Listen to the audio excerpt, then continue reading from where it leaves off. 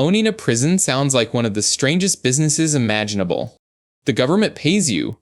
The building stays full. Demand never seems to disappear because crime isn't going away.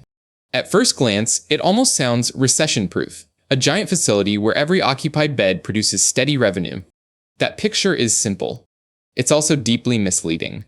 Because if you actually wanted to own a private prison, you'd discover that your biggest challenge isn't keeping inmates inside. It's convincing governments to keep hiring you at all.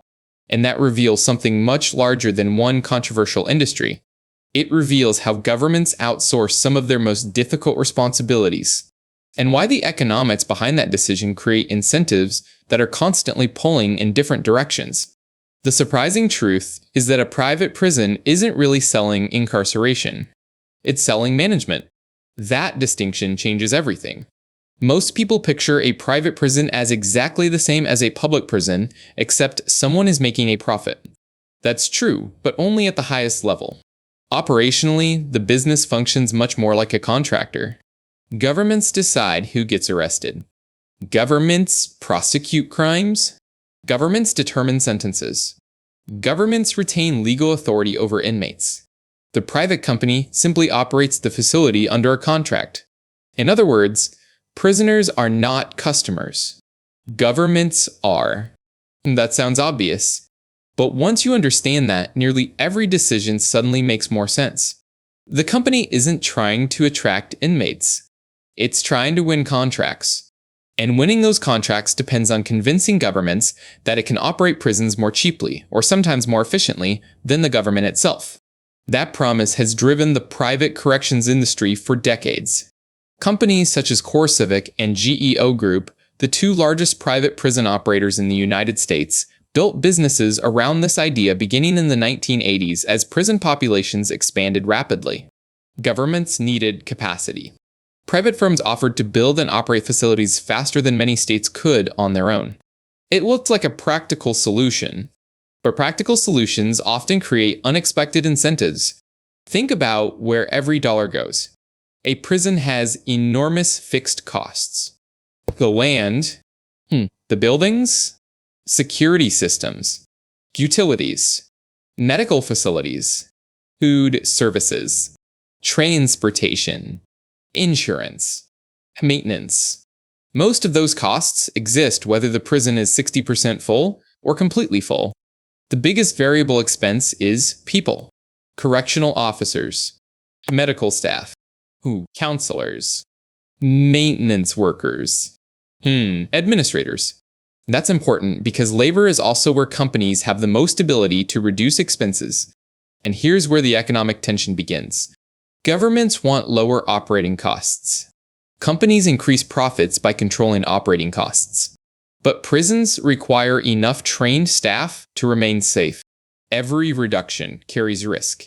Lower staffing levels can increase violence. High turnover means less experienced officers.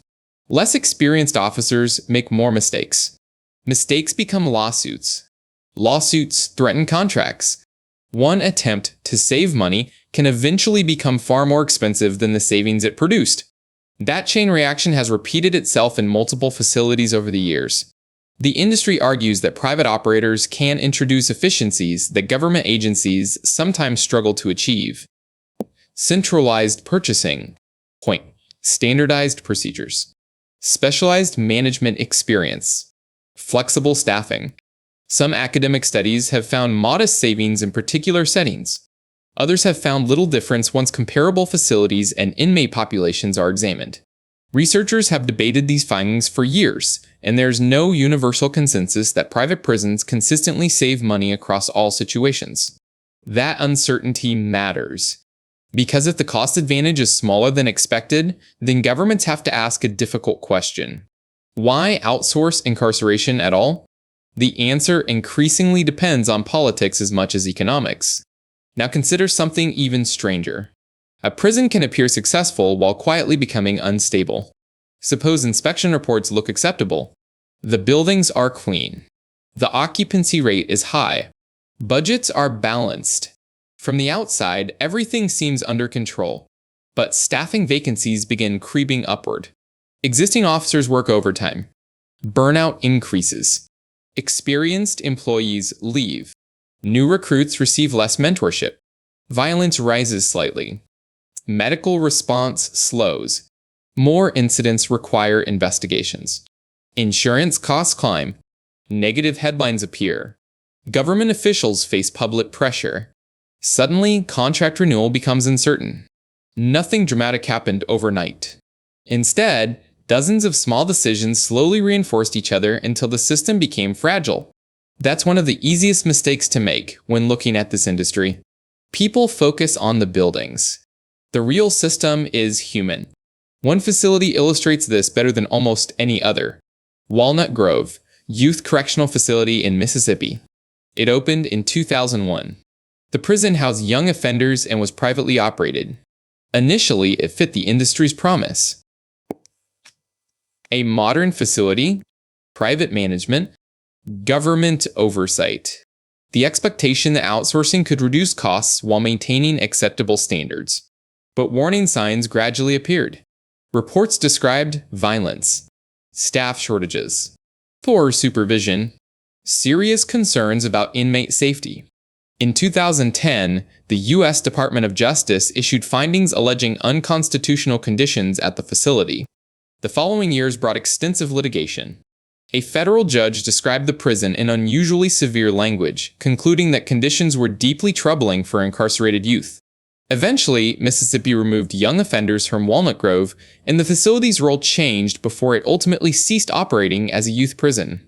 The story wasn't simply about one poorly managed institution. It demonstrated how difficult prison management becomes when financial pressures, staffing challenges, oversight failures, and vulnerable populations all interact. No single decision caused the crisis. A chain reaction did. And once that chain reaction began, reversing it became extraordinarily difficult. Stories like Walnut Grove also changed how the industry itself evolved.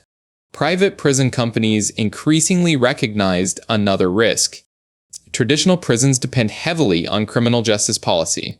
If incarceration rates decline, revenue can decline.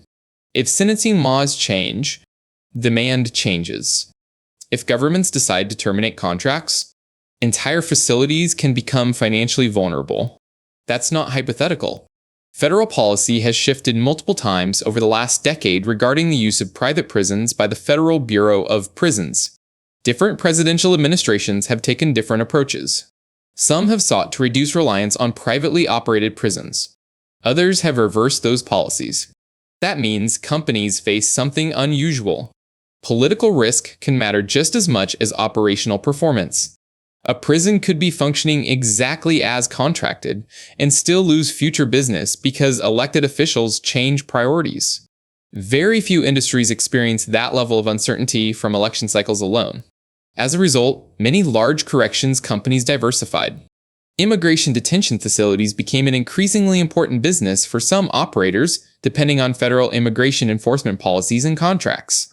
Others expanded into community corrections, residential reentry centers, electronic monitoring, behavioral health services, transportation, facility management.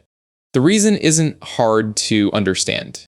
Diversification reduces dependence on one specific type of contract, because what these companies are really selling isn't prison beds.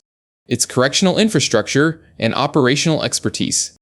Again, management, not incarceration, is the product. Now suppose you genuinely wanted to start this business from scratch today. Forget the ethics for a moment. Could you? Technically, yes.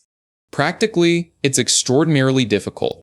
You would need massive financing for secure facilities, licensing, warrants, compliance systems, experienced correctional professionals, medical partnerships, training programs, security technology.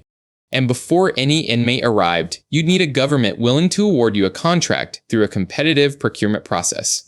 Without that contract, the prison has almost no purpose. Unlike a hotel, you cannot simply advertise for customers. Your only meaningful customer is the government. which means relationships, procurement rules, political credibility, compliance history, and operational reputation become more valuable than the prison itself. Ironically, the building is one of the easier parts. Winning trust is harder. Keeping it is harder still. This also explains why debates over private prisons rarely stay focused on economics. Critics argue that profit should never be tied to incarceration because it creates incentives that conflict with rehabilitation and justice. Supporters respond that governments already outsource countless public services and that private management can improve efficiency under proper oversight. Both sides are ultimately arguing about incentives. On not buildings, not walls, incentives. Can contracts be written tightly enough that profit comes from good performance instead of cost-cutting that harms safety? Can governments monitor facilities effectively? Can accountability remain strong when operations are outsourced? Reasonable people continue to disagree. The answers depend heavily on contract design, oversight quality, facility management, and the specific jurisdiction involved. There is no universally accepted conclusion.